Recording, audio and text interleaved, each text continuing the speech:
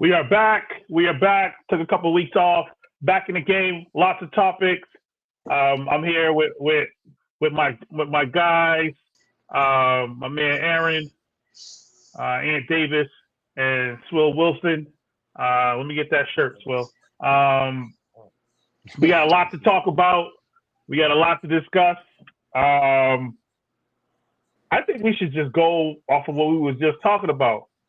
And all you new dudes on the in the group, y'all gotta chill out. Y'all need to understand group etiquette. Damn. That's how you start. I'm not threatening. Damn. Okay then. I ain't threatening nobody at all. Damn, you just the coming third off level like etiquette. Damn. Okay. Now let dudes like add like if y'all wanna just post crazy, son. Like it's all right. Like but we gotta take the personal attacks and tone it down a bit, man. We're I consider the group to be a very unique group. Lots of opinions. We could agree to disagree, but we could also go hang out or go party or whatever. And I know Aaron, you got something to say. I have personal attacks. Like, but if I personally attack you, you deserve it. 90% of them dudes are corny. No, it's no. I agree with you. I'm just saying that there's differences of opinion, and those things always happen. But what's happening is you have fringe dudes, you have secondary level dudes who think that they're the main character. Yeah, they freshman guys.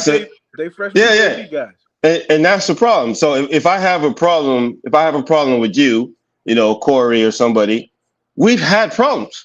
You know what I mean? That goes back and forth. There's literally years, and in some cases, decades of disagreements, or we see somebody out at the Tobin or fucking Dave and Buster's or wherever, you have a drink. It is what it is. It's not a big deal. But some people, it's like they're part of their day, like their life. And that's where it becomes something different. Instead of just talking some shit, it's this and that, to where it's a constant thing. Motherfucker, I don't know you like that. Like, you're not funny. Like, if you see me joking with somebody else, that's the courtesy I'm extending them, or they're extending me. I don't extend this to some random dude who just shows up. It's like, no, that's crazy. And that's the problem. And Adam's not here. He brought it up. I've brought it up for damn near 15 years now. There should be once a year a sit and talk boxing tournament. That way, some of the mouth, you wouldn't see half the people running their mouth the way that they do. Like, it should be, all right, I got a problem with you, you got a problem with me. We are grown. Nobody's pulling out a tool or anything like that. We're going to, Roger's gym or somebody's gym. I think there's at least 4 dudes who got boxing gym or access to boxing gyms in this group. Roger. Yeah. We should set it up. It should be a tournament, a airing of grievances amongst grown men, to where you can settle it, and then it's going to be filmed. I guarantee you, all this shit that's being taught would be cut by some of the French. Dudes. I'm telling you. We can't have it at the crop. I'm kidding. Steven, my fault. I'm playing with you.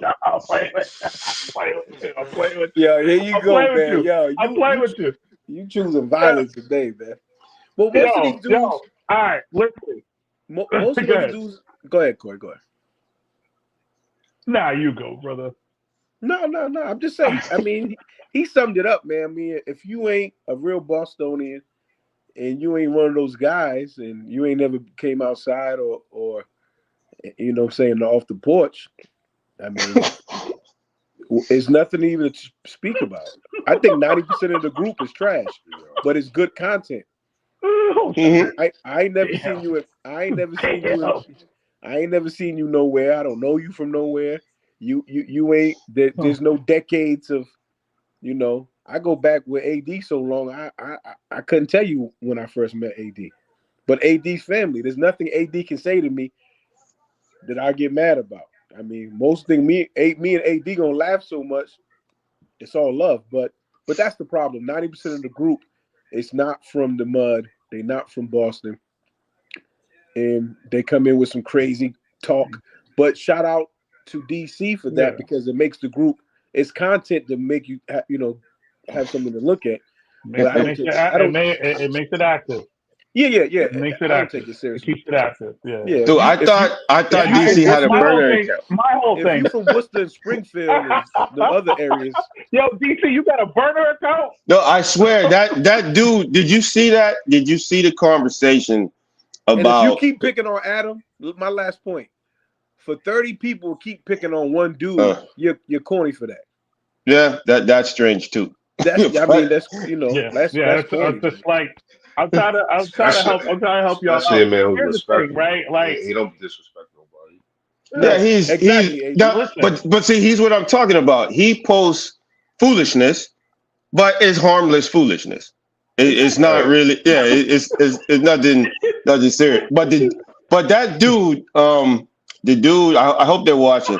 That Stunner Wu dude, where he was talking about the Republican, uh, where he was talking about how great Trump was and Trump is for black people. Here we go. I thought that Here we go. no, I thought that was DC on a burner account, like drumming up content. I'm like, this can't be a real dude. Like, this cannot be Yo. a real person. Like, he's a black dude. He was I'm pro saying, Trump. yeah, huh? I'm pro Trump. 45. See, that's the problem. That's the problem.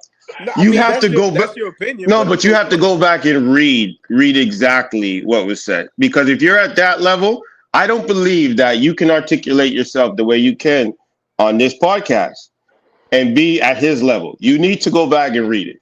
No, I'm not gonna read it. I don't care to read it. But No, I'm just you got to saying see I'm it. pro You Trump. got to see it. You got it. All right. So now that we aired our grievances, and hey, like I told y'all, I gave up the N word. I'm trying not to say it. I probably dropped. But when dudes come back at each other that way, I'm like, y'all got to cool out, man. Like You should even let's be have a good speaking. time. You should even be speaking, man. We're not gonna I'm trying release to the keep, information. I'm trying to keep the peace. Keep the peace. I'm trying Who? to keep the peace. Who is? Me. I'm not gonna repeat what we both know the information, but you're not keeping no whatever. Go ahead, man. I'm gonna go ahead. Listen, I'm gonna go on. Jason Tatum. Welcome to the show, guys. Amazing intro. Jason Tatum is back. AD, what do you think? What do you think of JT so far? I was wrong. I didn't expect him to be ready. He looks good. I mean, obviously he don't have his lift and all, but he looks good. I love the fact that he's rebounding the ball at a high rate. Yeah, he's rebounding really, really well. You know, when you rebound, it brings you into the game. I mean, you get to touch the ball. I like that he's not forcing it. As far as one-on-one game, he is forcing some shots, but I expect that. I think slowly, every 5 games they might try to increase his minutes to get him ready for the playoffs. But he looks good. He looks real good. The Celtics are scary too. Swell. I agree with AD said, man. I love his rebounding. Another thing I like that he brings for us, for somebody to be a 6'8", 6'9" wing, that big and that high pick and roll and that lob, he's bringing that other, that other assist man that we really need. And you can see how he's reading the defenses and how he understands the game. And we really need that. You know what I'm saying? We really need another playmaker. So rebounding and the playmaking ability, I love it. But AD's also right. I agree with AD about, he's trying to get his legs under them. And sometimes he's forcing a lot of shots because he still thinks, he's, the old guy, especially that in and outside step 3. It ain't there yet. You know what I'm saying? But rebounding and his playmaking, makes us very dangerous right now. And shout out to the little white boy, Double P, man. He a bad boy, man. I tell everybody. Pritchard get busy, man. AC, what do you think about Tatum so far? I think it's incredible. I think for him to come back and look the way that he's looking is not what I expected. I mean, I just lost a good amount of money yesterday because the Celtics went over 44 wins. Like the over-under was 44 or 43, whatever my bet was, and the game versus Phoenix. But I think it's both good and bad. I think with him on the team, they can win the Eastern Conference, which I think we talked about a couple of weeks ago. But one thing that was weird, if you go back and rewatch the last 5 minutes of that Phoenix game, he's in the corner. So him and Brown have reversed spots basically. It kind of works. It actually works because he rebounds, he assists, whereas Brown doesn't do that. But I do wonder as he gets stronger and these minutes increase, what happens with that? Because Brown looked. To me, the difference that we're seeing is Brown's 40, whatever he had the other night. 41, 7, and 6. Right. That was 41, 7, and 6, but you saw every one of those points. You know what I mean? Like he's bullying his way in, he's doing stuff he hasn't done. Whereas some of the more natural scorers, like a Tatum, you look up and all of a sudden they got 35. It kind of like if you remember Reggie Lewis. Reggie Lewis didn't even look like he shot the ball, but suddenly he's got 28 points, and you don't know how. And Tatum sort of has that, whereas Brown doesn't.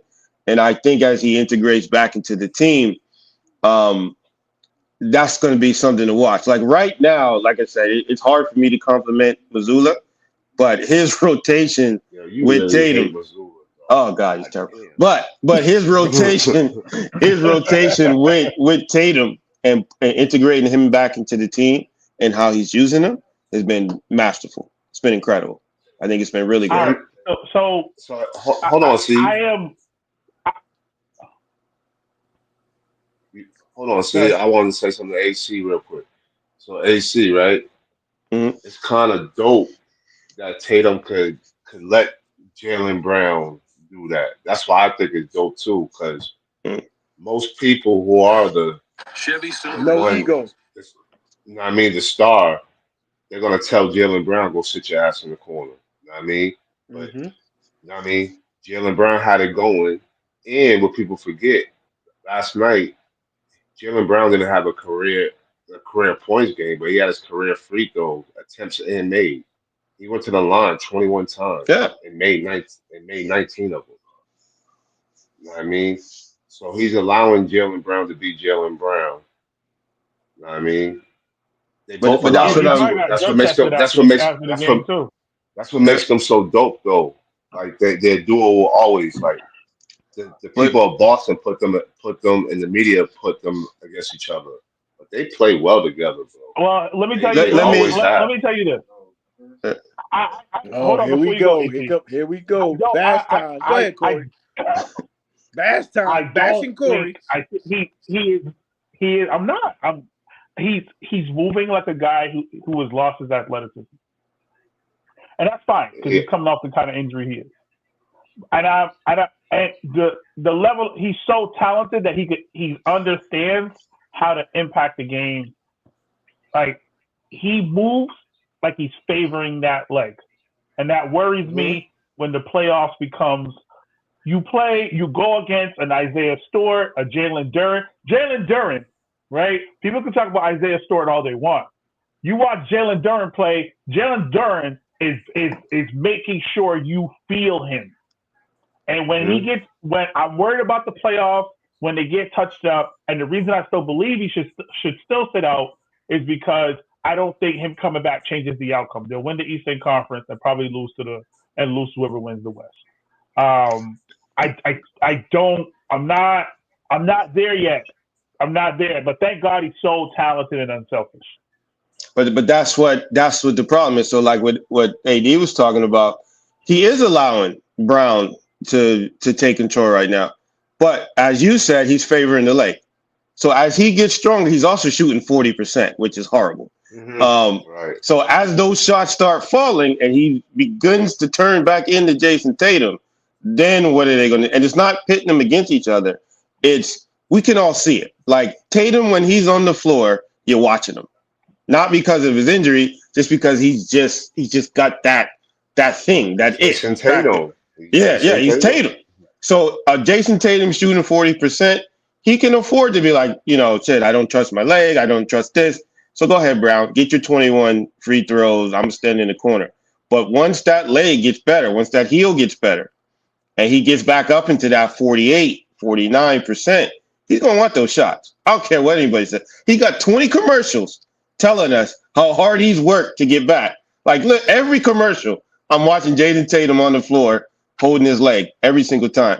So he's done all this, and now once he gets better, how is that going to work? I'm really curious about that. To me, with him playing like this, they can win the conference easily. But it's some of the stuff that we've seen for most of their career. I think he's hurting himself in terms of getting better. Yeah. Could be mental. Now, there's something on the group that I wanted to address as well. There was a post that was made about Joe Mazzulla versus Ime. Right? Yeah, I've seen that a few times. Now, I can't get rid of it. What do you believe?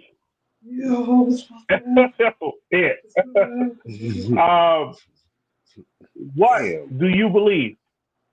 Are you taking, if you're drafting a coach to lead a team, all things are equal. All things are equal. All talents equal. Are you picking Ime or are you picking Joe? I'll go with you, AC. Because we're talking about the coach. We're not talking about who they're coaching. AC, you got you ready? Because I can fire off. I would take. I mean, are we counting his? We're not counting off-field judgment, off-court judgment. We're just counting coaching on the floor. Yep. No, I'm not talking about the discretions and all that. He's just a dude that got caught. None of that shit. So I'm taking. If you're just talking coaching, I'm taking Ime. I'm taking Ime if you're just talking coaching, basketball coaching, ins and outs, and motivation and things and all of that. Like I said, I think I've said it quite a few times. Last year versus the Knicks was some of the worst coaching I've ever seen in my life in terms of basketball and game plan and everything. The first year, Mazzulla's fired if Derek White doesn't make that putback. He's fired. We all know that. They talked about it openly. He's fired. They were the number 1 seed. They were down 0-3. The year they won the title, awful coaching versus Indiana. And Jaylen Brown, again, bailed him out with the Heat versus Indiana and stuff like that. Ime, I can't ignore the off-field stuff because that's just so stupid. But as a coach, from what I saw of him as a coach and what I see, even though Houston, I kind of feel is a little underperforming. I just think if you're saying if I have to pick a coach just based on X's and O's, I'm going to take Ime. All right, hold on. Before you go, big bro, right? This is why you're wrong, AC, right? Ime, his whole career, right? In clutch time games, he's one of the worst coaches in the NBA. Number 2, all his teams are all one-on-one. That's why they're struggling. Their best players are 37-year-old going one-on-one, and they don't have no other ball handlers. That's all his play. That's all he does. He's a great motivator. I'll give you that. You know what I mean? He holds people accountable. I'll give you that. But X's and O's, he's fucking terrible. At best. I'm not arguing against this. I can't ignore what I've seen from Mazzulla in terms of X's and O's. I can't. Listen to me though. In the last 4 years, Ime is bottom 5 in clutch wins, pace of offense, and and all his teams play more one-on-one ball in the clutch. That's terrible. That's not X's and O's. That's telling us my players need to bail me out because I don't know what the fuck I'm doing. Is that including the Celtics though? Is that including the Celtics or are you just talking about Houston? Just Houston. But if you do talk about the Celtics, if you remember his it was all one-on-one offense for us. He was just a great motivator, and he held Jason Tatum and Jaylen Brown accountable. That's what he did. X's and O's. He's fucking terrible. AC, are you fucking serious? I What play you can't. seen that? I'm not What play saying you seen he's him run? not. He's not wooden, but the X's and O's from Missoula, I can't get past it. Like I said, when I need to argue something, I will. I don't have an argument against it. I'm just saying what I've seen from Missoula is what I can't. It's just burned into my brain. I can't get past it. So I can see that he's done a good job this year, a fantastic job in certain spaces. But the question posed to me, if I'm taking one or the other to have for my franchise and say I don't have a Jason Tatum, but I'm starting from scratch, I'm taking Ime. Yeah, you got a personal with Missoula, bro. I don't know what it It's is. not personal. It's just what I've seen from him. I'm telling you. It's been off. No way. No way, Off. AC. No Steve, way. who you got? Yo, Booby said he used to be Team Ime, but he's growing to like Joe overall. Ime is better on court, but Joe relates better to the team. Go ahead, Steve.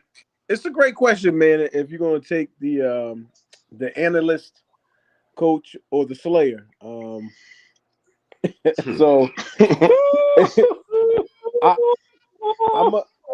as the OG, man, I know I'm gonna mess it up, but I'm gonna go with Missoula, especially this year in the development of the little white kid.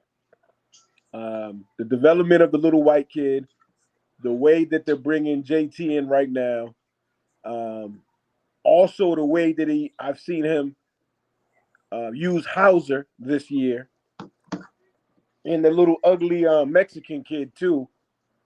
Hugo balls. Hugo ball. Tita balls. Yep. Yeah. So Yeah. I gotta That's go. not happening under. That's not happening under fucking.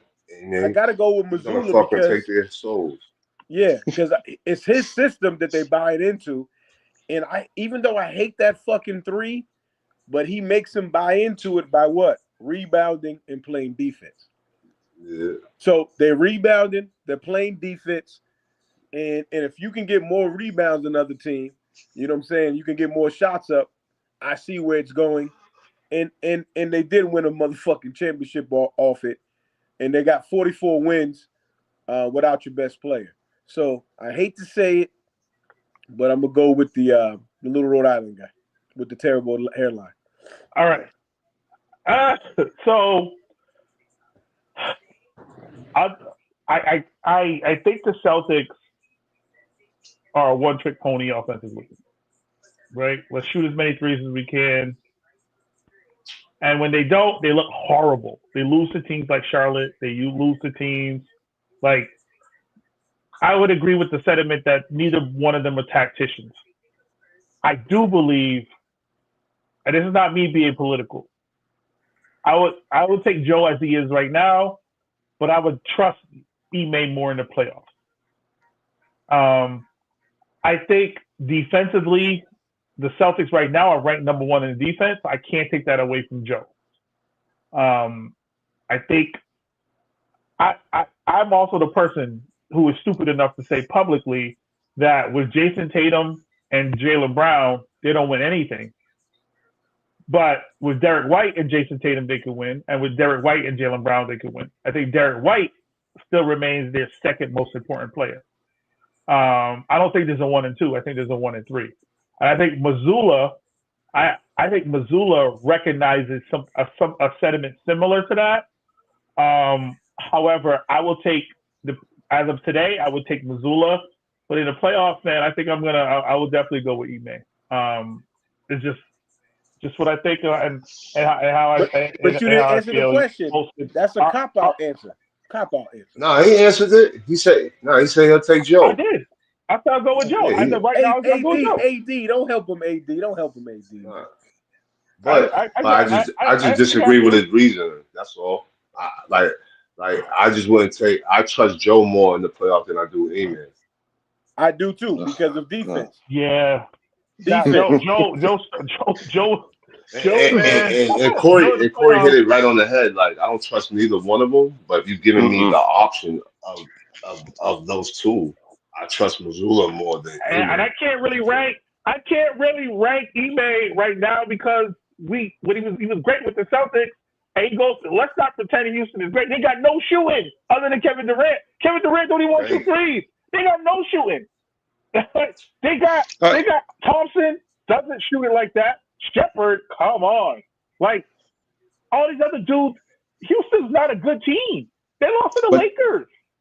But that's my problem. That's my problem with the question.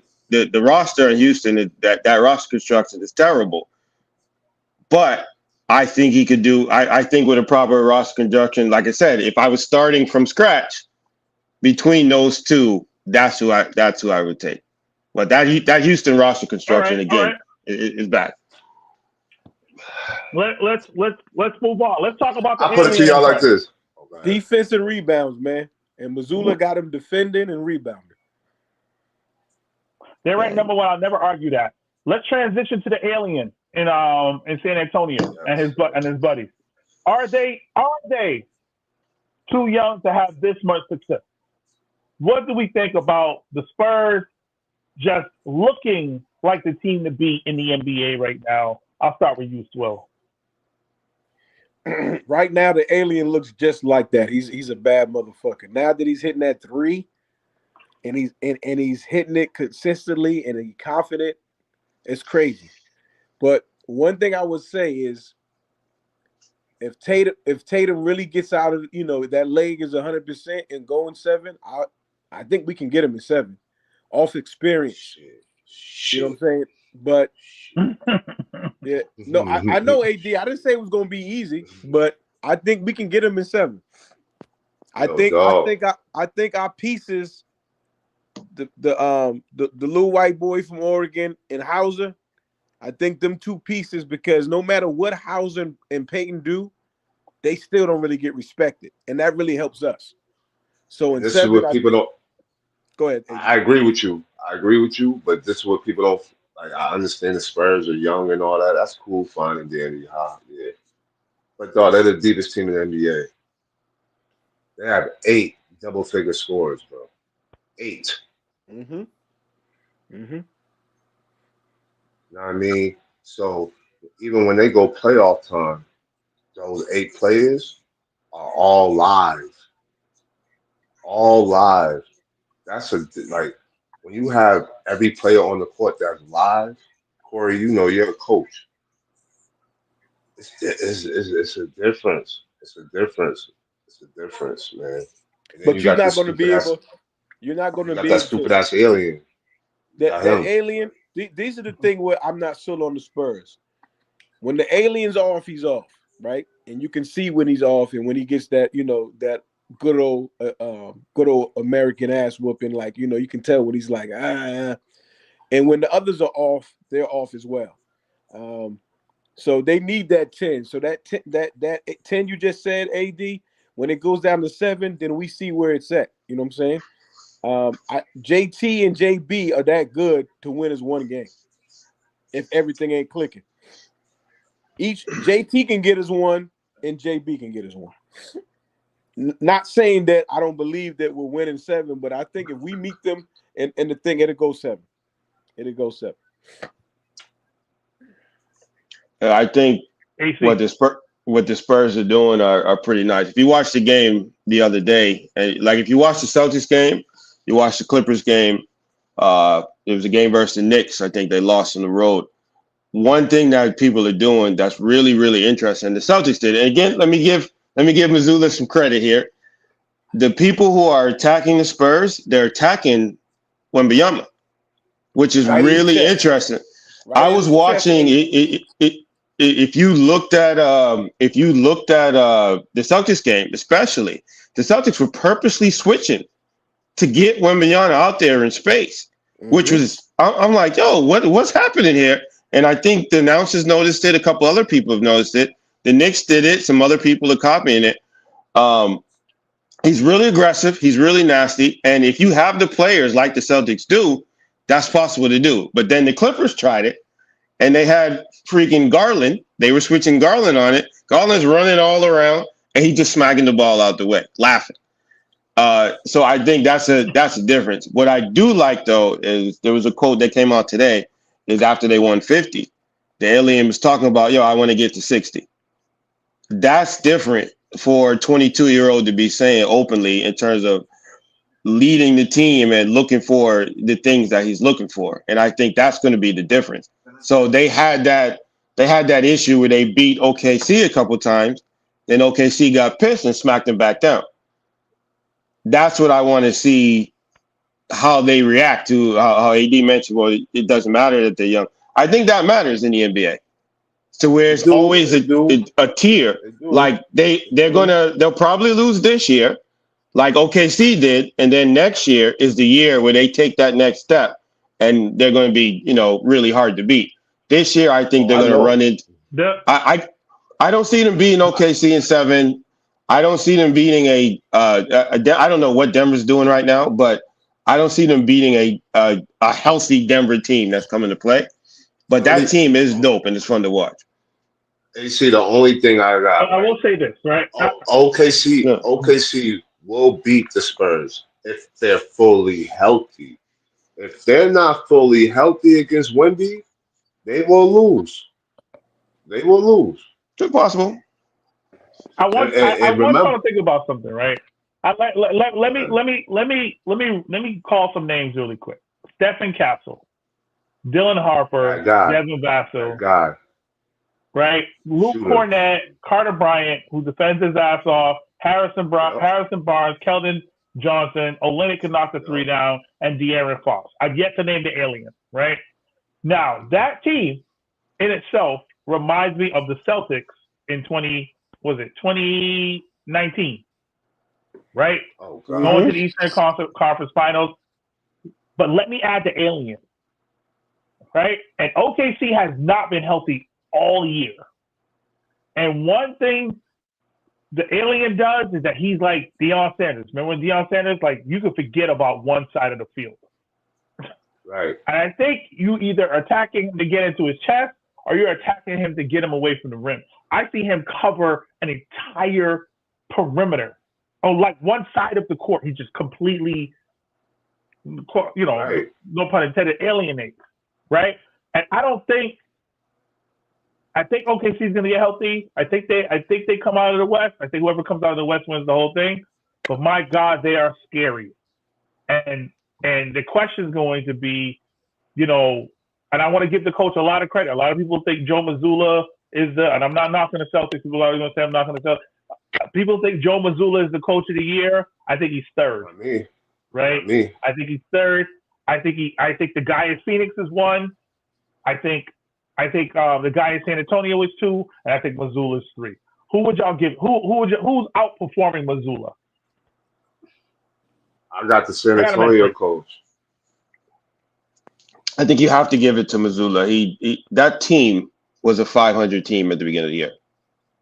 Like it just was. Again, everything that I've said about Mazzulla, like I said, it's not personal. It's just what I've seen, and what I've seen this year. If you're just going by this year, given with what he had to work with and what was projected from his team, he's outperformed the projections. He's outperformed. San Antonio has the alien. So you do have to factor that in. They have the number 1 pick. They got the number 2 pick.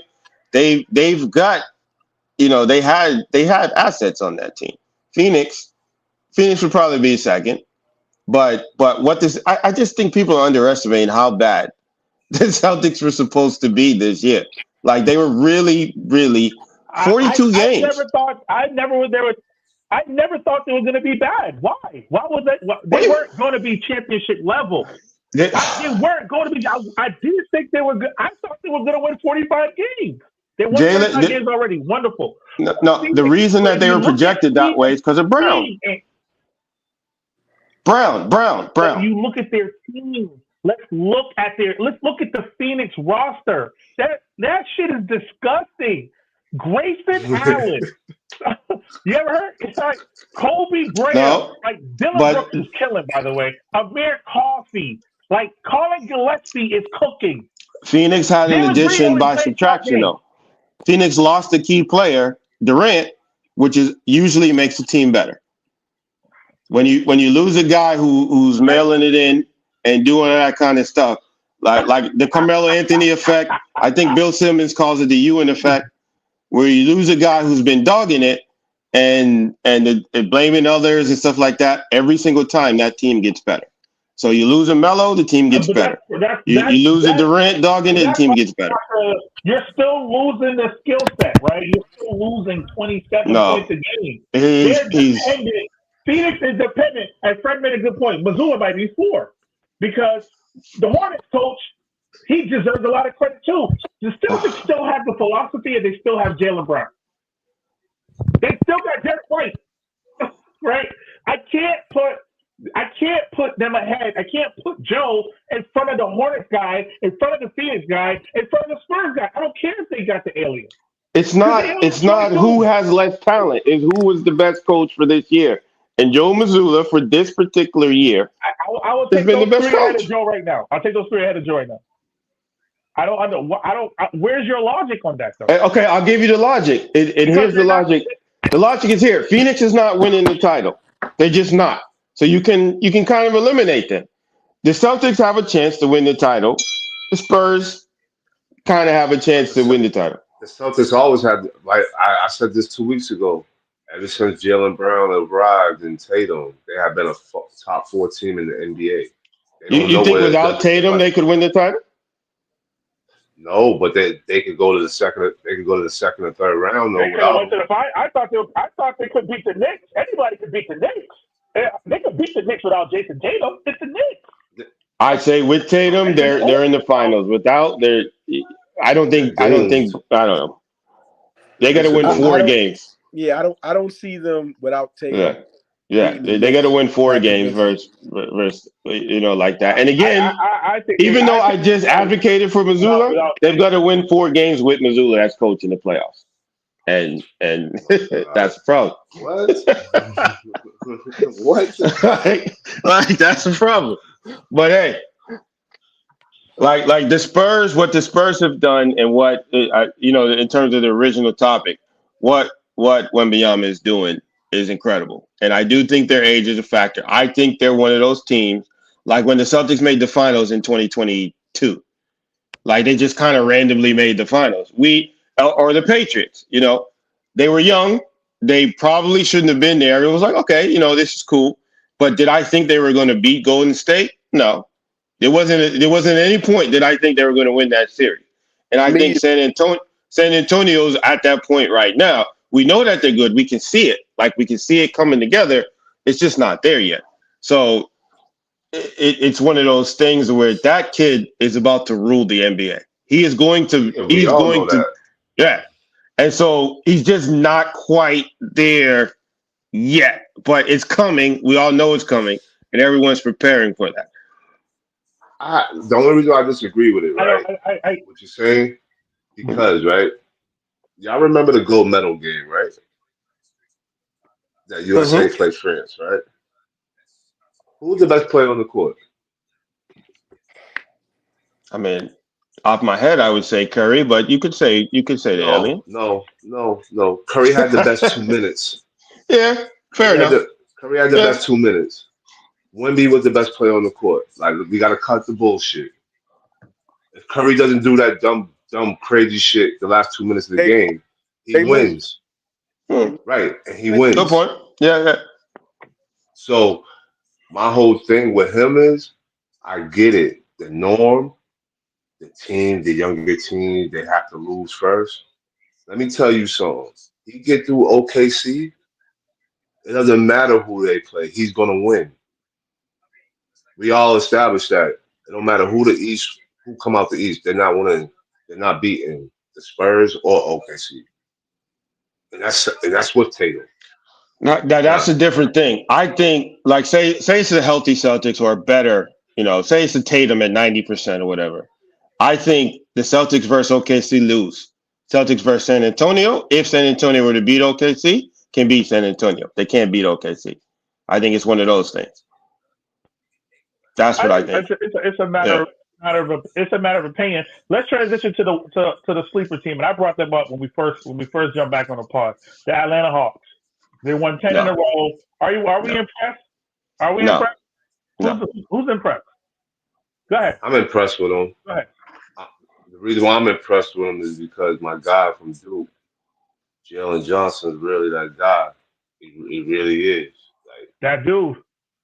That he's really dude. that guy, yo. Like he's really him. Like, and it's crazy because my guy Jared used to play college ball with his pops. And he was telling me when he went to Duke, like, yo, cuz he's that guy. And then when he went to Duke during the COVID year, Duke had the subpar year and they went to like the NIT. They didn't even make the tournament, I don't think, in the his year. And I just felt like Coach K didn't like use him right. Then when he got to the pros, I'm like, yo, he's gonna be a way better pro than he was a collegiate athlete. And that's just because he has all around game. I felt Coach K didn't let him use it. And now, boy, oh boy, oh boy. Like he's literally a walking triple double. Well, all right. So I think the Hawks are the one team the Celtics don't want to see in the playoffs. They got perimeter defense. They got shooting. They got youth, young legs. I think the Hawks are 100% for real and dangerous. I've been saying it. I think Dyson Daniels is tough. I think the addition of they added, like, Alexander Walker is playing out of his mind. But the three veteran signings and trades, or via signing and trade that they added with McCollum, Hield, and Vincent, they could play the Celtics game, right? And they're definitely better than the Knicks to me. I got one more team who can play the Celtics game too. But they will make it interesting and difficult on us, but we'll still win that series. It won't be close. He's just going. We get it. We got the Celtics winning it. We're just saying it'll be difficult. Just like I'll give you another team who will be difficult with them. And they've been the laughing stock of the NBA for years. The Celtics wouldn't want to play the Hornets. I knew you were about to say the Hornets. I think both those. Yeah. Both these teams. I mean, the Hawks. I think 10 in a row now. Yeah, 10. Yep. Yeah, 10 in a row. They won 10 in a row to get to the AC. The Hornets. Their lead player is LaMelo Ball. He's not going to win. So we can eliminate. We can eliminate the. We can eliminate the. He's playing horse. Fire. He's playing horse. Please. He's fire. I don't care. But the Hawks are a team that even with Johnson, with what he's doing, he's definitely elevated his game. I think, in fact, the most impressive. I think he's 8 assists, right? Eight assists. They're another team that I just mentioned. Addition by subtraction. You get rid of Trae Young, which I think was one of his. It was a very definition of empty numbers in 25 and 10. That didn't affect winning. Didn't help. The Hawks are ascending, but they're not a team that worries me for any way. So, like, if they play Detroit, which is who they'd be slated to play right now, they're going to get waxed. If they play the Celtics, even with Missoula, they're going to get waxed. They would need a bunch of things to happen. They would need you remember when Ben Simmons collapsed versus the Hawks, and somehow that kind of elevated Trae Young's game to all of a sudden he was good.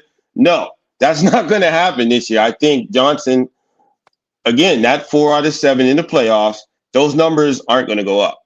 I think they're going to go down. I think they're a good team to watch. Nice story. I live in Atlanta now, so I've taken a couple chicks to Hawks game. It's boring.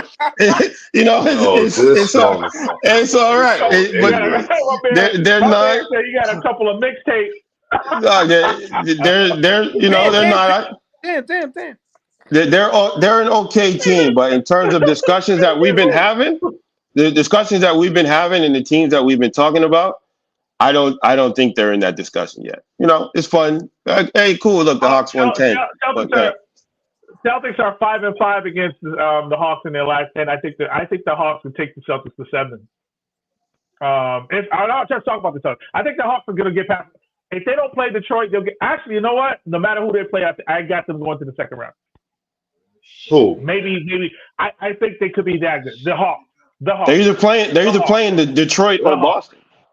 If everything were the same, they're playing Detroit or Boston. Even if they stayed on this current pace for the last month of the season, going to the second round. I got them going to the second round. I'll take that. I'll take that wager sight unseen right now. Right now, I'll take that wager sight unseen for $100. They could get to the sixth seed, and they ain't going to the second round. I don't bet money at bet food, so maybe we can grab some dinner. Dinner's on the line. I don't bet money. I bet. Yeah, Brown Sugar Cafe. You can take me to Brown Sugar Cafe, and definitely, they're not getting to the second round. What's going on in here? Hey, this is wow. This is crazy. Brown Sugar is delicious. I don't even want to mention it because I don't want people knowing about it. But yeah, that's where we'll go. So that means if they got to the sixth seed, they play the Knicks. They could beat them. Okay. They would have to get to. They would have to get to 5. They would have to get to 5 and play the Cavaliers. They maybe could beat the Cavaliers. I don't think they could beat the Knicks, Celtics, or Pistons. Cavaliers maybe. Yeah. I don't know. The Magic would have to collapse. The Magic are collapsing. Yeah. that's possible. Yeah, well, you know, Franz Wagner is coming back, right? I think Orlando presents another thing, but they don't beat those guys. I mean, let's be honest, right? Is Doc Rivers done? He's been done. He's been done. Is Doc Rivers done? He's a fraud. Big fraud. Rivers sucks. Big fraud. Big trash. I was so mad they came out and said he was retiring. Yeah. Like, who cares? He made a comment. Doc Rivers. He commented on Bill Simmons when he was doing that show before he took the Bucks job, and he was saying how he was, he had certain demands of his players and of himself and this and that, and he's done none of them. And it's hard to rip the dude apart because he was a Celtics coach and. Nah, no, it's not. But he got one. He got one with that roster. But it's more than that. I mean, he used to be in the community and all that kind of stuff, so it's harder for me to rip him apart. Great man. Yeah, but he's not been a good basketball coach. Like he's been overrated. He's been living off the Orlando, sort of getting him, elevated for 20 years now, and he's underperformed for most of his career. Most of it. There goes USA about to blow it. I think so. So the next piece is this, right? I know AC is gonna hate this. What do we think of the Lakers right now? They're hot right now, right? And we can talk about the Celtics, but we have to talk about the Lakers. The Lakers are the win streak, right? Are they for real, or are they just playing the right teams? They beat some formidable teams. So this what I think about. For real, AD. I think they're second round, like that's their max, second round. I think they're playing very well. I like that. JJ started making some changes. He's actually coaching, and one of the main things he did was he got LeBron to buy in to playing off the ball and letting the two Pilgrims go crazy. Like it's really their show. You know what I mean? He let the Pilgrims go crazy, AD?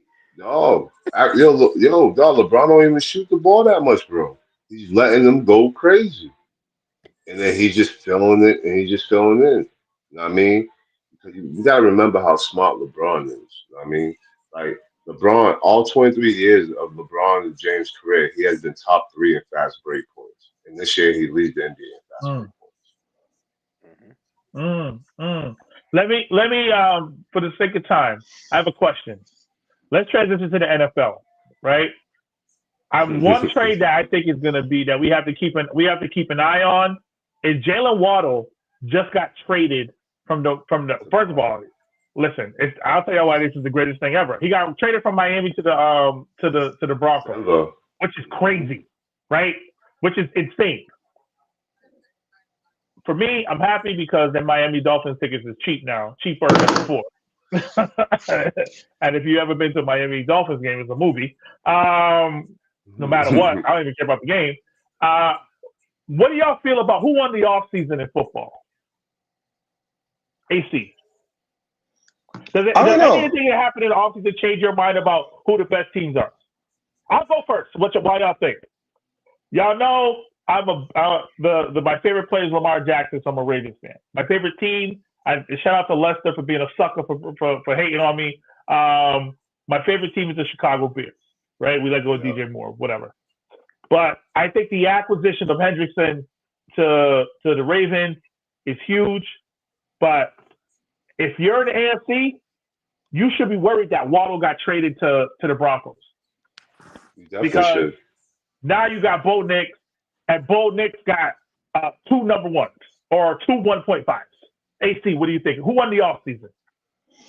I mean, Broncos did a good job. The Ravens, I think we talked about the Ravens are pretty strong, but I still like the running back going to Kansas City out of Seattle.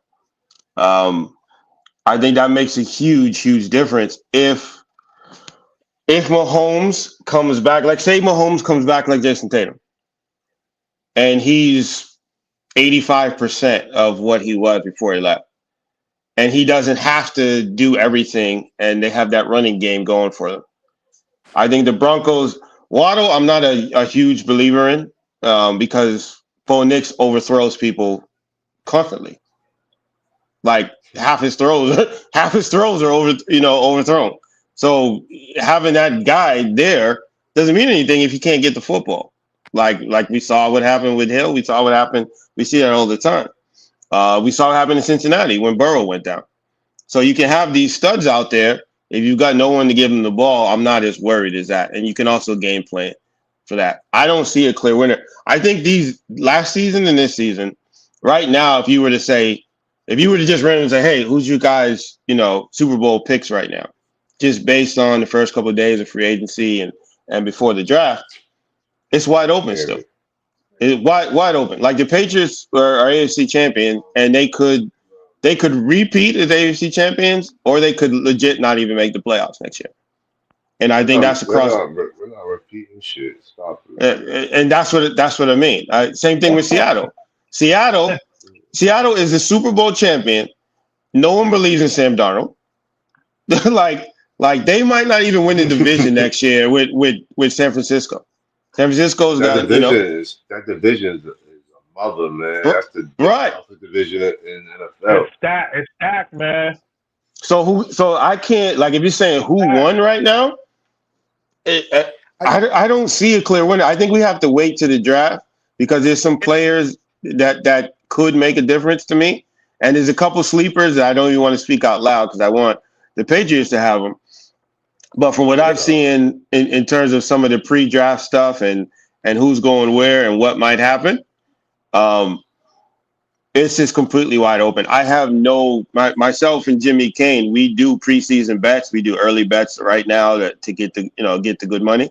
And there is nothing to see or to bet on this early. And usually I'll make a bet this early. There's nothing really to look at in terms of odds and stuff. Nobody, even with the free agency, has changed. Seattle has gone. Actually, let me rephrase. Seattle has gone down, but the NFL. I disagree. The NFL won. Okay. What do you think, AD? Who won? Who looks better? Who changed your mind about the picks for next year? Your picks for next year. I kind of disagree with AC. I think that Waddle trade was big for them, like real big. I agree. They already got us. They already got, like, remember, man. They already get back. They already attack the quarterback better than everybody in the NFL anyway. You know what I mean, so that defense is still for real. You just gotta, put the offense, get more pieces around Bo Nix, because as a lot of Broncos will say, if Bo Nix played, they beat the Patriots. You know what I mean? But it is what it is. You got Cortland Sutton. You got Cortland Sutton and Waddle. Yep. Right. Yeah, But they have a different schedule man. though as well. Right. They're playing But they're we can playing say the the first same. We place can say the schedule. same thing. We can say the Oh, we're same thing definitely about the saying the same thing about Patriots. the Patriots. Yo, it's already been said. The Patriots are going down. But now you got the Broncos playing the first place schedule, but they're gonna play the Chargers who just got their ass kicked. They're playing the Chiefs, who they didn't really have because there was no Mahomes. And so those are They different got games. Justin And Fields. They're done. but they're Count the Chiefs. still Count the Chiefs in for next year, not this year. They got Justin I am Fields. this is my most anticipated NFL season I think that I can remember since the Brady years. I'm really fascinated to see what happens. I'm fascinated by some of these signings and some of these contracts, but I don't see a team like I'm literally looking at the rosters up and down as you're talking. I mean, the Bills and DJ Moore, am I scared of them? No. You know what I mean? Is there at San Francisco? I think that puts them. I think that puts them ahead of the Patriots. It I could. think So this DJ. is the thing. I think you now have two guys who could. You got a possession receiver, and you got a guy on the outside that can kill you. The Patriots don't have either one of those. But look at but it's them, too and then look at early. the NFC too. Look at the NFC. If you go down the division winners of the NFC, Bears, Panthers, Eagles, none of those teams, and the Seahawks are the last one, of course. We know what they are, but none of those teams have made any sort of improvements. The same thing in the AFC has made a bit more movement than the NFC. But right now, like usually you go into a season, you've got a Brady, you've got a Mahomes, it's these teams, and it's everybody else. Nobody's talking about the Jaguars, which won 13 or so games last year because again, I also picked them to go to. I picked them to go to the AFC Championship next year. no, That was they won't. Yeah, they won't. But that's one of those things. That's one of those things when you're talking about that. I think they're playing the Ravens in the AFC Championship next year. But all right, I think the Ravens got better. Listen, here's the thing about the Ravens. Here's why I think the Ravens won the offseason. Because without a pass rush, they were number one in the league. And like the quarterback spent the most time with the ability to pass last year more than anyone else because they could not get a single person to rush the quarterback. Yeah, this was who's able to do that. This was a plant. You just wanted this topic just to talk about the Ravens. That was what the whole thing was leading up to. We talk about the Patriots all the time. We talk about the Patriots all the time. This is my one comeback. Nobody wants to talk about.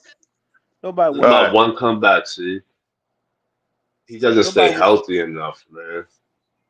That's the only thing I didn't like about that sign. He don't stay healthy enough. So my question is, do you guys have enough confidence in your quarterback right now that Aaron Carter said is generational?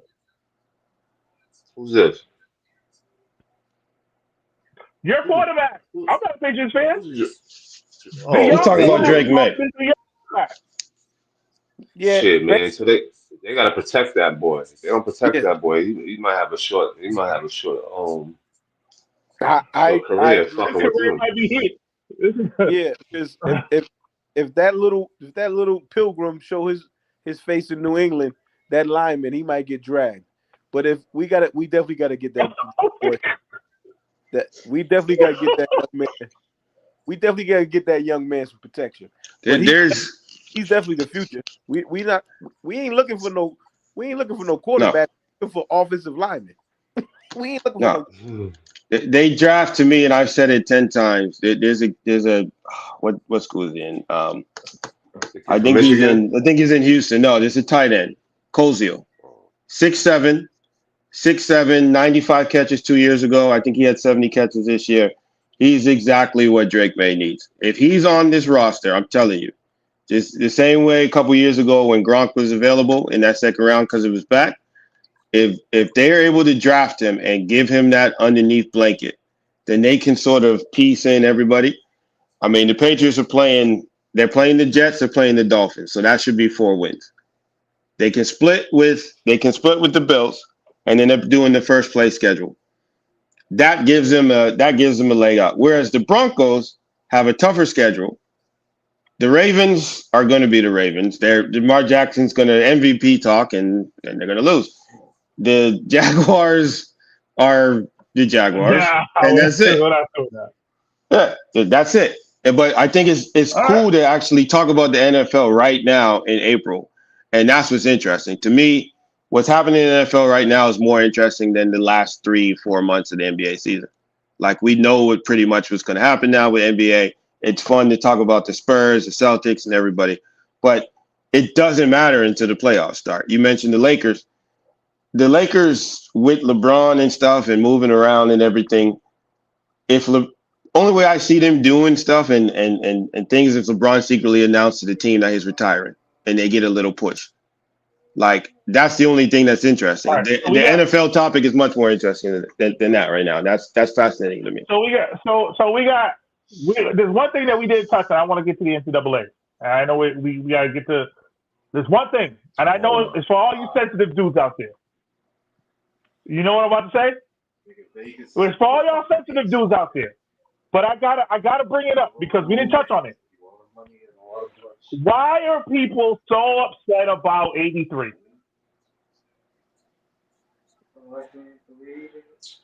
Why are people giving Kobe Bryant I think you know the answer. Why are they giving Kobe Bryant the record? Oh, I think you know the answer. conditioning. I feel like I know.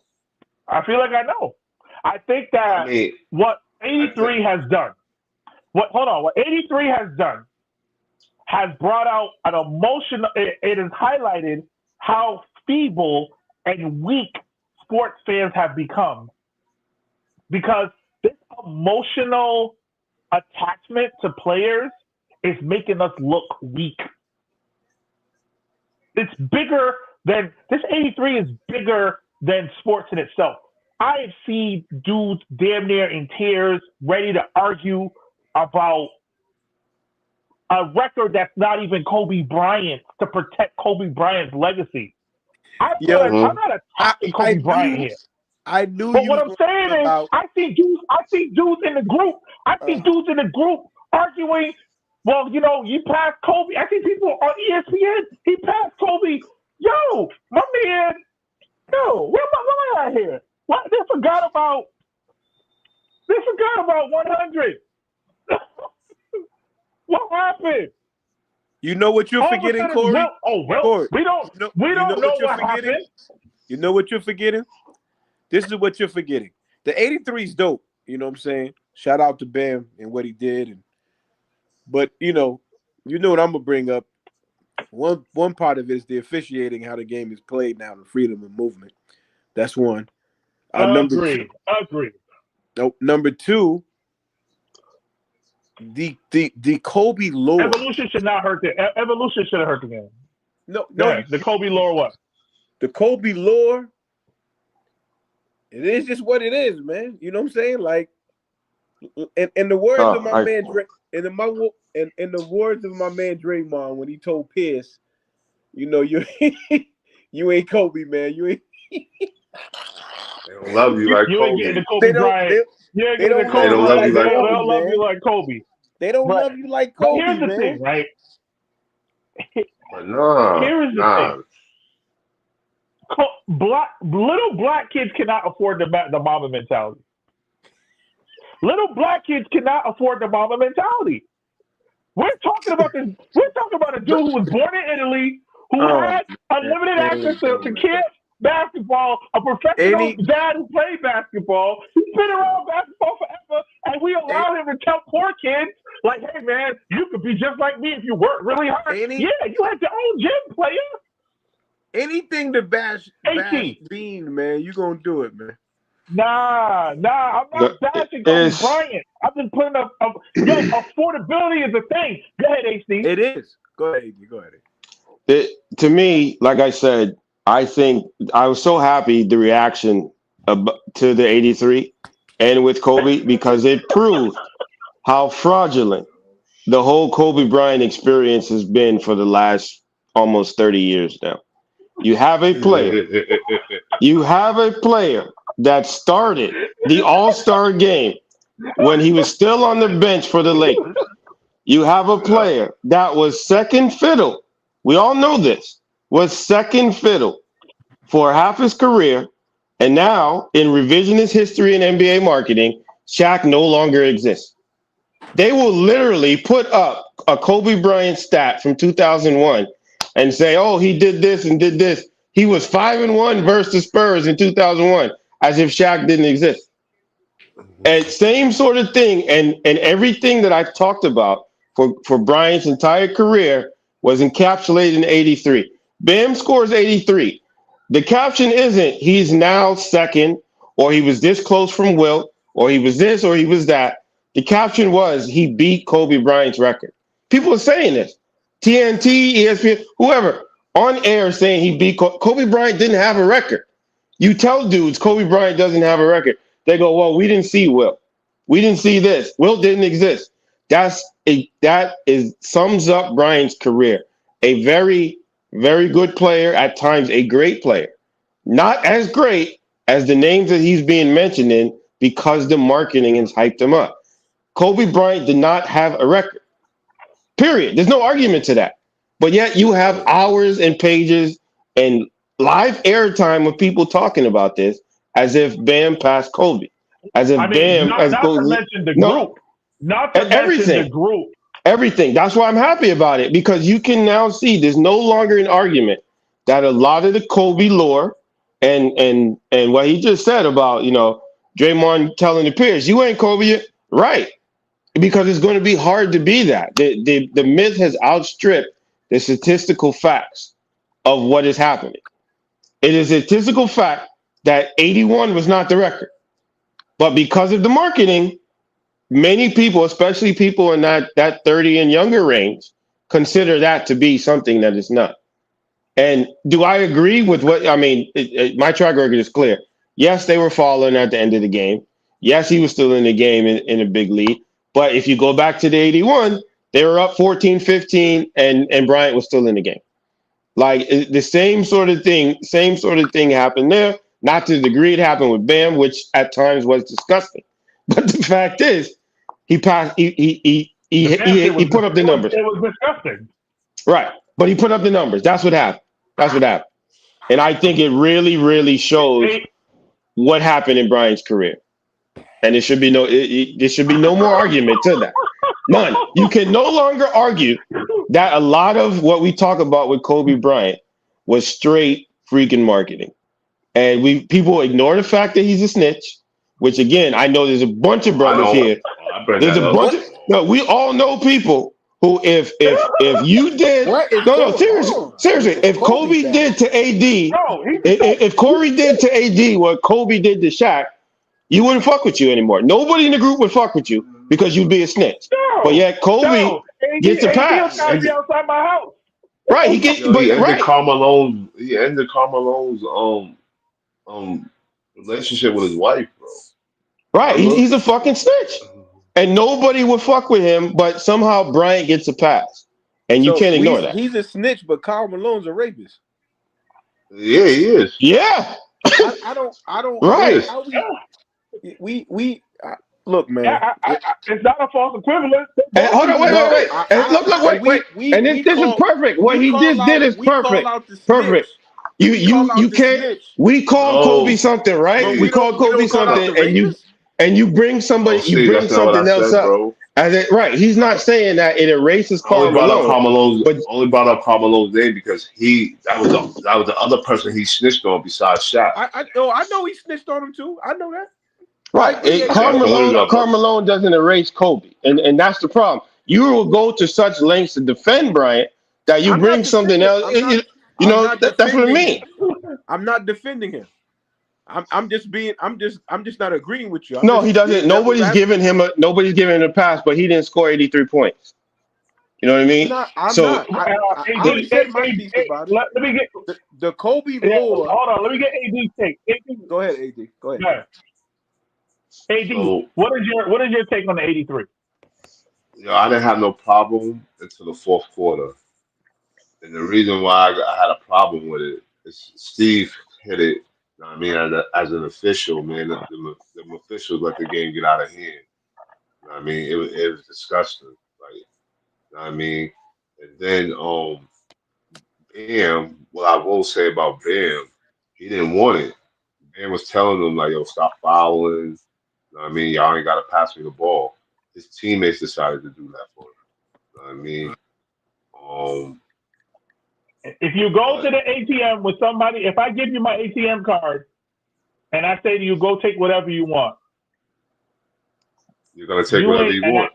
and you say to me, hey Corey, I'm gonna take whatever I want, and I'm saying, yo, take whatever you want. I hope you take whatever you want. We won't be friends just off of you not taking whatever you want. You know, like I don't. 83, and like not for nothing. If you understand and play basketball, yo, making 36 free throws is hard, bro. I don't care, bro. Like you mess around and get the it doing that. I made the post show. He was supposed to have 90. He was supposed to have 90. All jokes aside, easy 90, AD. Right?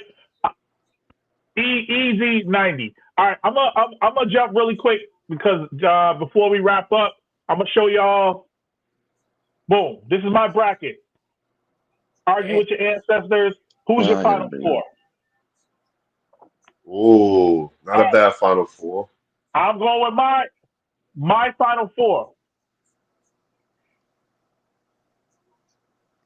Man, I can't even answer that right Other bracket. My bad. No, I have it. I just gotta remember where I had it. That's why I'm gonna give y'all. I'm gonna give y'all the time, but I'm gonna just for until we jump back next week. I just want folks to see where I'm at with mine, because that's my second bracket. That's my upset. I have an upset bracket, and I have I have a joint that's for real.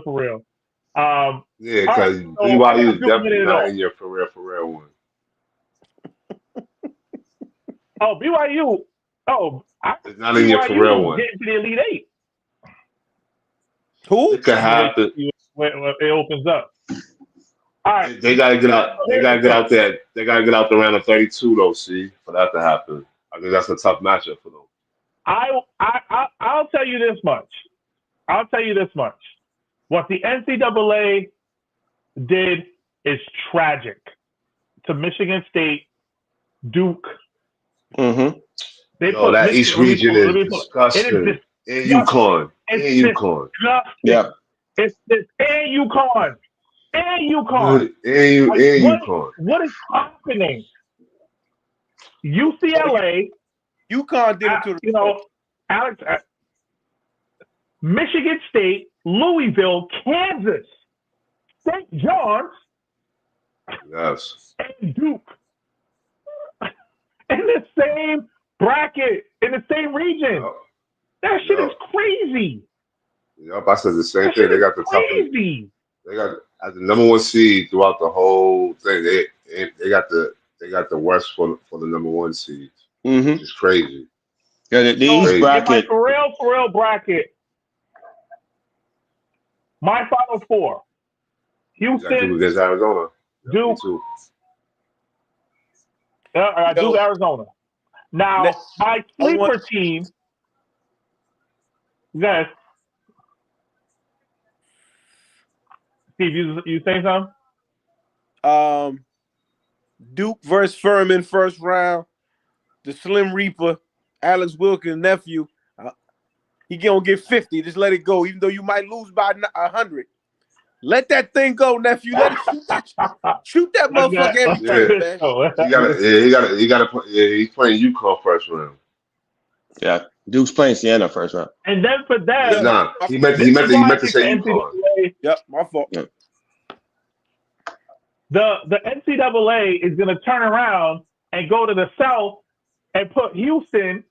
Well, then again, Illinois is tough. You got Florida. I'm not sold on Florida. I got Florida. After that ass kicking, they just got sold on that. After they got their ass whipped by Vanderbilt, shit. Yeah, Florida's got some injuries. I know. I mess with Florida, but that Michigan. Listen, that Michigan, man. It's tough. That Michigan. Michigan lost their point guard. I wanted to go with. I don't think it matters. They're so deep. That big kid is tough. Now the sleepers. Yeah, what's his name? Yeah. He's really tough, man. You see when they lost the other day, and he spun baseline with the easy, like, hey. He's top 10. They got him going top 10. But the game I want to see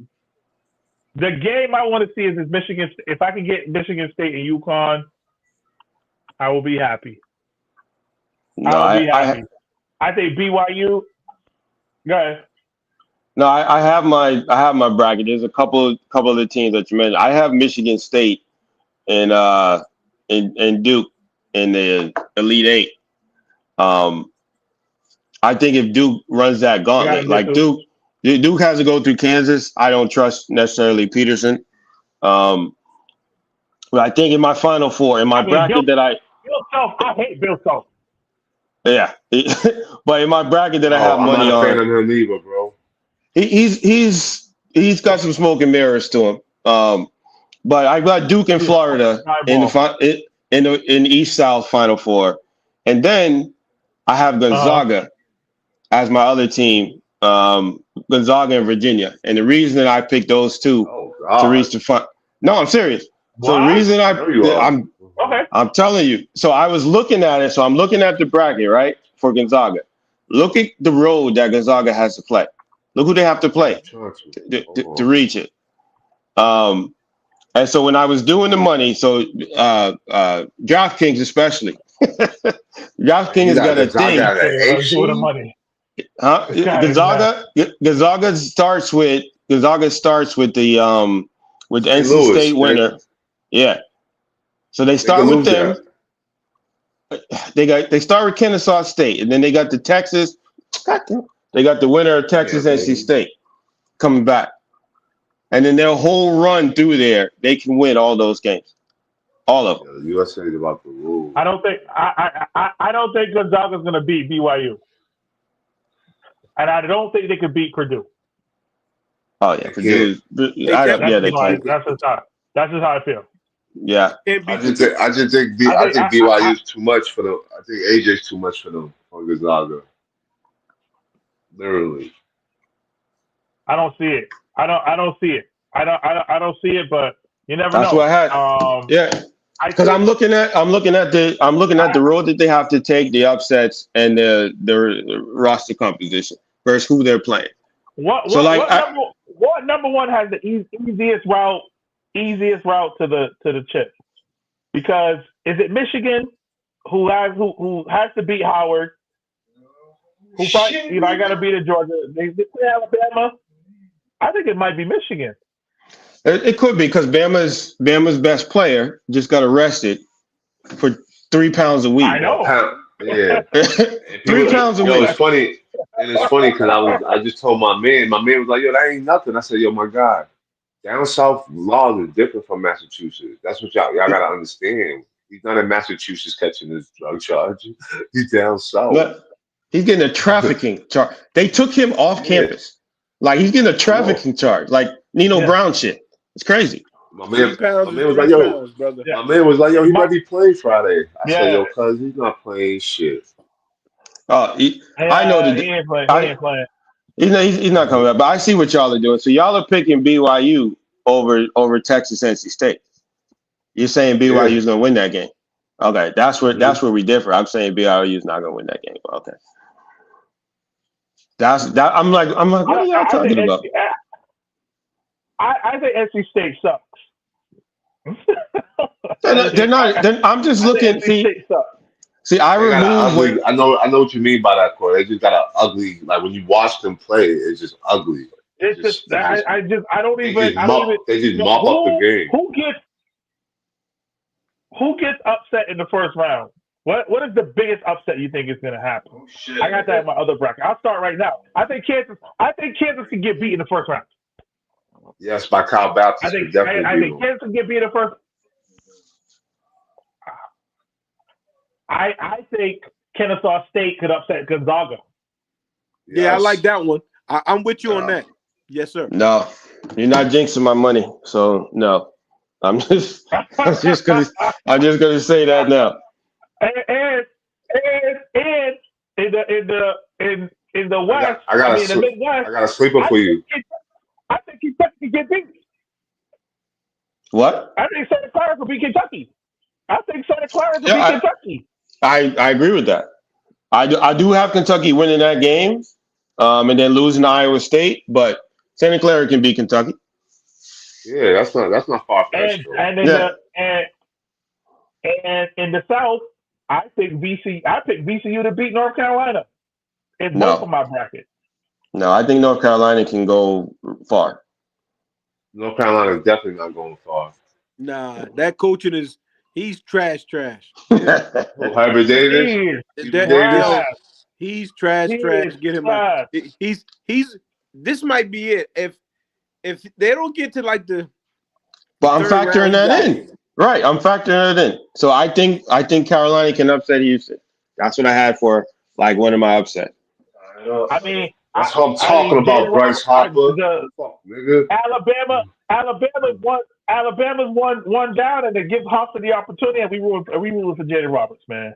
Like Yo, he I fucking blasted that I think Now, shit. what do you think they're of going. what do you think of Arkansas though? Yo, I think yo, Arkansas yo, is dangerous. yo. I think I think they're hot. I got Arkansas going to the Elite Eight Yeah, me or Sweet too. 16. One I, of them is Sweet 16.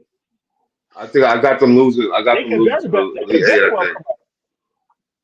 it's their guard, Joe. Arkansas, When you have a guard like guard. that, Yo, telling Yeah, he's you, on his way into the top 5 in the draft. There are yo, 15 guys. There's 15 guys that can help an NBA team in this draft. If you take away the yo, I, 84 draft and the 2003 draft, this is the single deepest draft I've ever seen. If you yo, take it's away funny, right? 84, if I you just take away had this 2003, conversation it's the deepest uh, one. 96 in 96. Like I said the same thing to my boy. I I know was like, yo, it's better than 96. It's better than I think so 96. too. no, 96 is top heavy. I think so too. but I think so how too. though? How? Because I don't see these guys. You see these guys changing a franchise. I see they're good and deep, I but see is them there in. a Hold clear on. cut Is what we're superstar in this talking draft? about. Well, There's a few. I think yeah. there's a few. I think there's AJ, a few AJ, superstars. AJ is generational. I AJ Yeah, is see. AJ. generational. That's where I disagree on. But go ahead. What? I What? just Why you don't? Why though? Why AC? I just see. You see it. I'm not gonna go too hard because he's local, but I don't. I have a Okay. formula, and I think I've mentioned a couple of times. When you're the number one high school recruit, like he is, I factor in what school you pick. I think that goes a long way with me. So if you look at the track record of number one high school recruits in terms of Simmons and Fultz and all those guys, Wiseman picking less than top tier blue blood programs, that hasn't translated well in the NBA. Again, I'm not like Kenneth Jackson where I'm looking at the kid and I'm talking to him every single day. I'm just looking from afar. I'm just looking. I'm just looking from afar, and I haven't. Not a shot at Booby. Dude, every time we get into this, every single time. But I'm just looking at what I'm seeing in terms of his points and his impact right now to BYU. I think he said it himself when they asked him what he thought about not being the player of the year, where he says, "Oh, he hasn't won enough." Yeah, that's And dope. That's dope. Listen, no, I that listen, helped a little bit, listen. but it's also true. Yeah, it's good, but it's also true. And I think that says something to me in terms of, is he going to be good? Yeah. Is he a franchise changer to where you say you win a championship with him as your number one? That's what I consider a franchise Yo, all guy. right. So let me ask you this, AC. Mhm. Hold on for it. Go So right, we're just going by like just hypothetical, right? AJ goes number one to the Indiana Pacers. The Indiana Pacers can't go back to the finals. No, I thought they were lucky to get to the final. It's some bad coaching between the Knicks and Celtics, but yeah, Oh my yeah, god. they ain't going. Oh my You'll never God. hear from Indiana again. You will not. It's done. It's over. I don't know. Huh? A true point guard can go a long way. All right. And that's what I'm Let me saying. give y'all That pace scores. is Let me give crazy. let me give y'all. So Booby's on the Instagram and on the Instagram live, and he said there's 3 to 5 superstars in this draft. Now that's my point. Yes. There's 15 guys who could change the team, who could help and impact the team. That's a lot. But 3 to 5 superstars, I think they could be 6, right? And I'll tell you, 6. there's 4 guys here that no one is 6, brother. Okay? I got a few. Go ahead. Go ahead. Well, yo, listen. I think LeBaron Fillon is tough. Right? Who? He's one. Michael Brown, LeBaron Fillon, he's from Alabama. The kid from Alabama. Yep. Michael Brown Jr. From Louisville, tough. Yep. Crazy. Yep. From Louisville, Yep. tough. Yep. I'll give you another one. Keaton Wagler from Illinois. The shooter. Yep. Number 23. I'm not even I don't think. with. Hold on, you're saying these are number one players, number one franchise-changing players. That's what you're saying? I am telling you. No, I'm not saying the superstars. I'm telling you that there's 15 guys that will help a team immediately. No. Who's the superstars? That's what I thought you were saying. Oh, I think Darren Peterson could be a superstar. I think AJ is 100% generational. I think Cameron Boozer is Tim Duncan without he's about 2 inches shorter. I think Caleb Wilson could be a superstar. Now, and I'm going to take a Tough Jr. to be a superstar. Are you kidding me? And I think Yaxel Lendenberg from Michigan could be a superstar. Michigan. Yeah. All-star. Calipari has not produced a franchise player, a game changer that helped their franchise. Calipari has produced. Yes, he has. What do I know? Hold on. Calipari hasn't produced what? A player that helped the team that drafted a Kentucky product. Calipari has not produced that. Unless you were counting Murray or maybe Bam. I think we broke it down one day. As somebody had brought up Bam, and I was like, you know what? You can count Bam. But every other player has got on that second contract, they basically like, yeah, I'm good. So if you look at like Anthony Davis or Cousins or Wall or any of the talent that man has recruited, if you draft that player, he's not going to help your franchise. You're going to trade him. He's going to be better on whatever team he goes to. And the only two that people could think of was Murray, and he had Jokic, and I guess Bam when Missoula and the Celtics completely lost to an AC and screwed it all up. Wait. So no Devin Booker? No Devin Booker? No. Shai Gilgeous didn't play for He wasn't drafted by OKC. He wasn't drafted by OKC. He was drafted by the Clippers and they traded. Yep. He's a Calipari player. He didn't help them, and he's Canadian, so he doesn't count. Oh my God! No, I'm joking. I'm joking on that. Yeah. But if you break it down, and that's what I'm looking at. So I'm looking at it, Kun Jr. Right? I'm not saying he sucks or anything, but you just used the word franchise. I think you even called AJ generational talent. I said all-star, superstar level. Booby is in the chat. He's saying AJ, Peterson, Caleb Wilson, Flemings, a couple will be superstars. I got homie from Michigan. I think he's gonna be an all-star. Yes, and he said AC hates Coach Cal, and he 100%. He hates Coach Cal. I think Boozer's interesting. Boozer can go either way. I think he can be really, really solid, or he can just be like kind of, good. I don't know if he's on that franchise. He is. I think Boozer's overrated too. The thing, no, that's what I mean. I don't have an argument against him being overrated. He's overrated. I am picking. I think no matter he's the one guy where fit is going to matter the most, right? Where he goes, when he's drafted, he goes to the wrong place. He's doing a lot of sitting like we are. He goes to the wrong place. He's going to the wrong place. He's gonna be a little open like that, right? Nah, he's gonna play.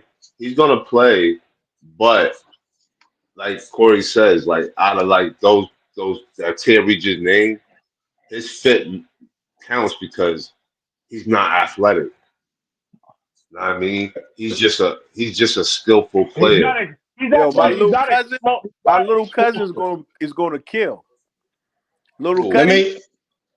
Caleb Wilson's gonna go crazy in the league. No, he's nice, but I have a question that somebody brought up. Hold on. Do you do you think DeBonce can beat Tatum? Are you saying that DeBonce's ceiling is Tatum? Who? For AJ?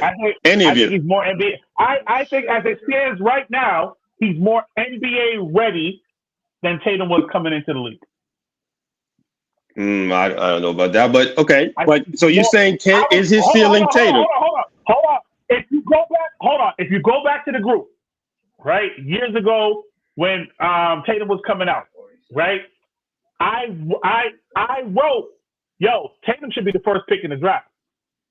He was the first pick. It was a fake trade. I was always a Jason Tatum, right? In terms of the best player, right?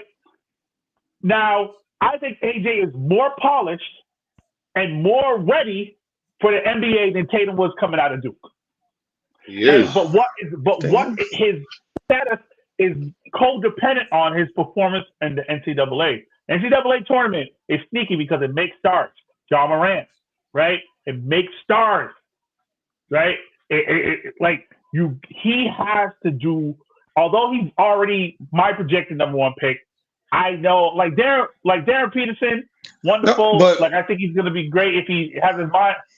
But he reminds me of Harden, right? Like whatever. But I think AJ's generational. But see, and what AD asked me about why I have my reservations about AJ is you mentioned Ja Morant.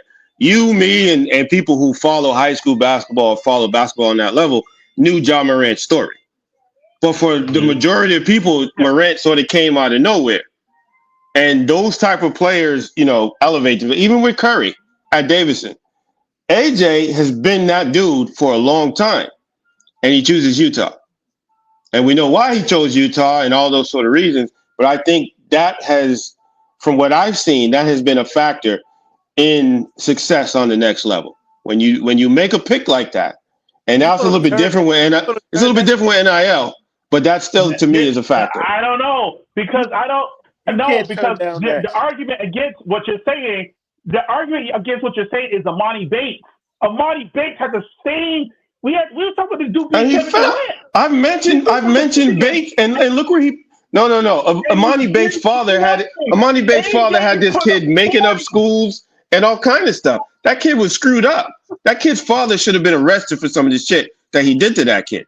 But Amani Bates and Mikey Williams Jr. Mikey Williams is another one.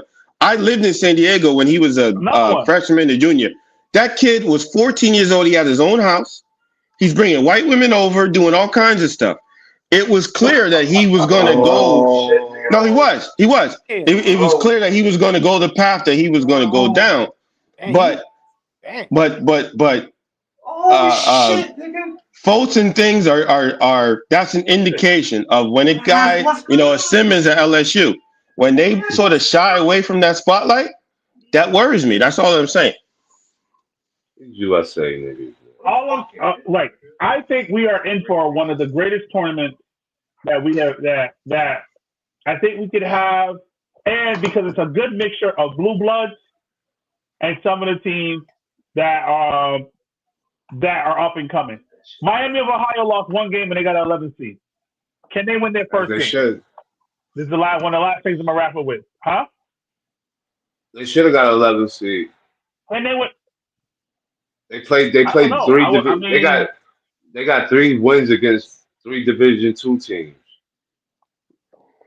They had the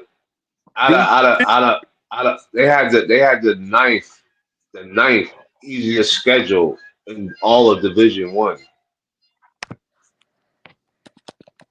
Hey, you can't fall off the schedule. You still got to beat D1 teams. How far ahead? You got to be great. No, like I said, they're supposed to be determined. They're supposed to be exactly where they are. Like, you know what I mean? They're not supposed to be higher than that. Like, they play Division II schools.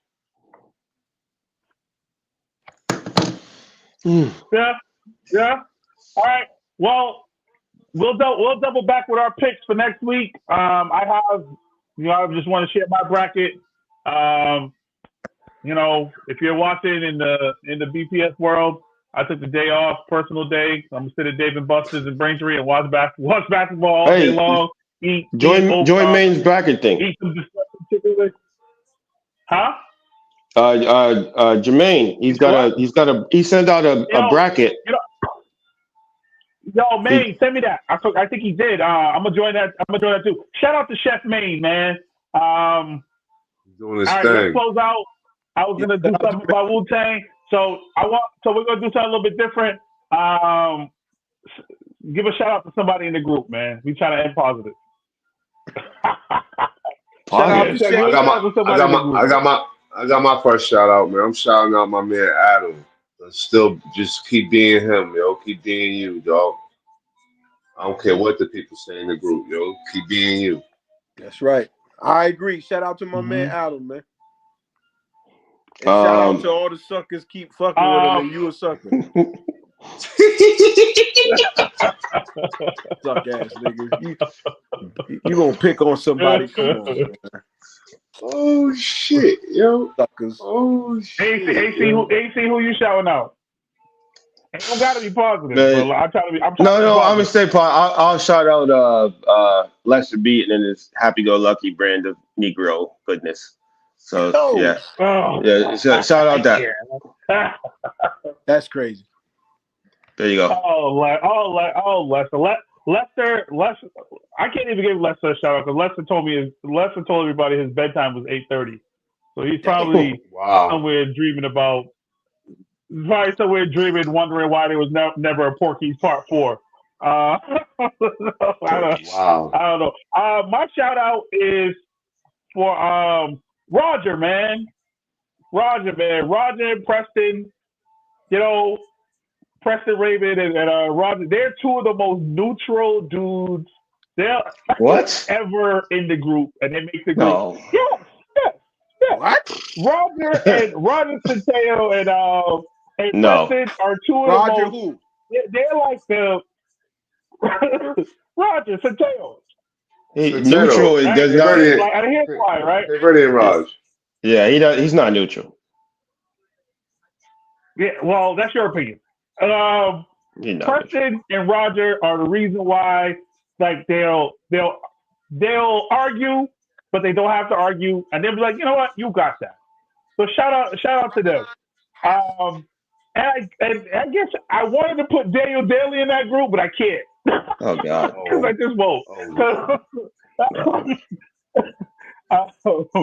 But other than that, we're gonna come back next week, fellas. Man, this was fun. Y'all, my head is hurting messing with y'all. Shout out to the folks on Instagram, Booby and the crew, and all these other folks that we see here. Fred, the Prince of Jacques Mel. Shout out to him and the Prince of Jacques Mel. Jacques Mel. Jacques Mel. Fred Nia. And yo, all right. So and somebody just texted me and was like, "Yo, you're not gonna close with your question." All right. So my question before we close. Don't get mad at me. My question before we close is, what is the most out of body? What is the most out of body gesture you've ever did? Out of character gesture you've ever did to impress a woman?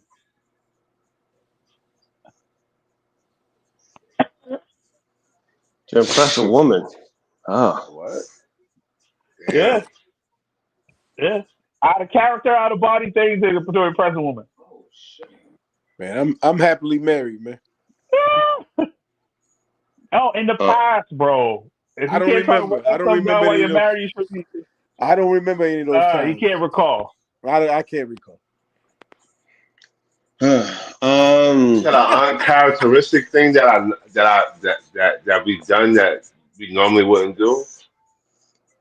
Yeah, it doesn't have to be something crazy. It could be a gesture. It could be. It don't make you a simp. You just have to risk it all at one point. Nah, I made a gesture of I paid this young lady's electrical bill because I felt bad that she didn't have no electricity. Okay. No, dog. I knew that's what I want to say, yo. He's an idiot, dog. I hate Steve so bad, bro. I hate Steve so bad, bro. You know why he paid him? You want them lights on for that mixtape. How we supposed to get that? How we supposed to get the house? Yo, dog, y'all are out of How we order, supposed to get dog. the house? Oh my How we god, supposed to get dog. the house? Oh, I knew I should have said it, dog. And AD the What? Slayer I'll go. would have keep them lights on.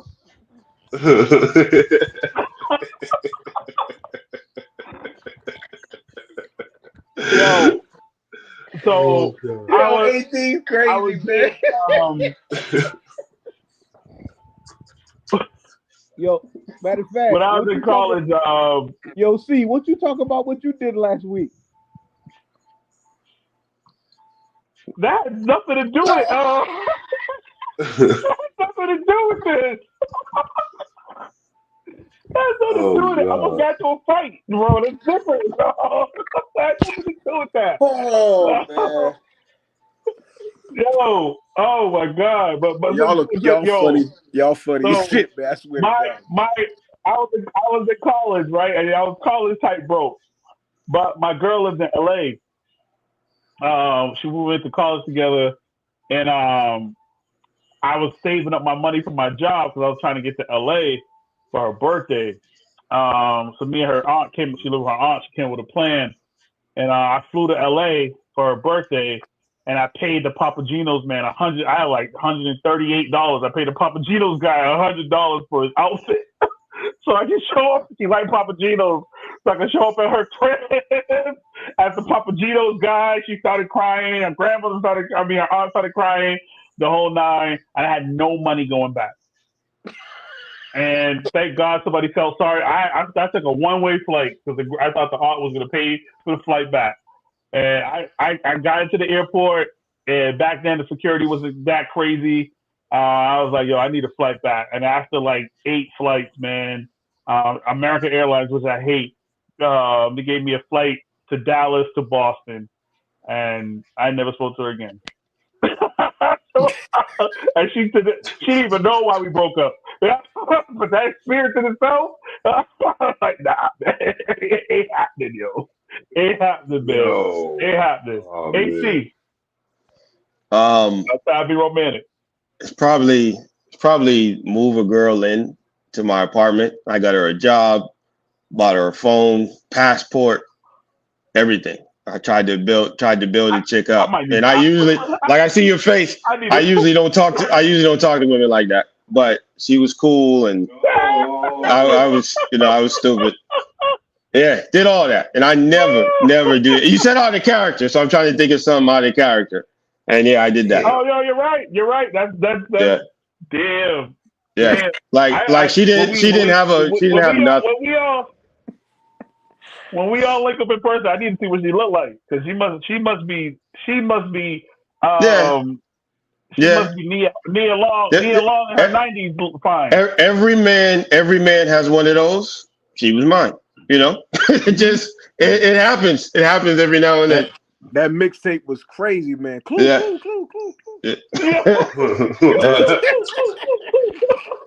That's a story. Do remember. But definitely out of character. Never again, though. Never again. Shit. Oh God. Yo. Oh my God. AD had to keep them lights on. Yo, shout out to y'all, man. Yo, AD. Yo, AD, we might have to start calling you the electrician, bro. It's cool. It's cool. I needed those lights on. Start calling AD episodes. He gonna come to the area. AD, AD was like, yo, I'm getting up in this crib. For real. I needed that crib at the time, man. Real talk. I'm gonna get up in this crib, son. Like, oh, your lights is off. That ain't your excuse, honey. What is it? What was it back then? It was a National Grid. What was it? Boston Gas. Yep, $175 too. Yep, I need it. Yep, I need that crib. Shout out to AD on that, man. Yo, man, hey, I was on a flight coming back pissed, bro. Like, it took me like a day and a half to get home. So, I listen, man. Listen, man. Appreciate y'all, man. I'm gonna let y'all have y'all night. Shout out to everybody on the group. You don't like what we got to say? I don't really care.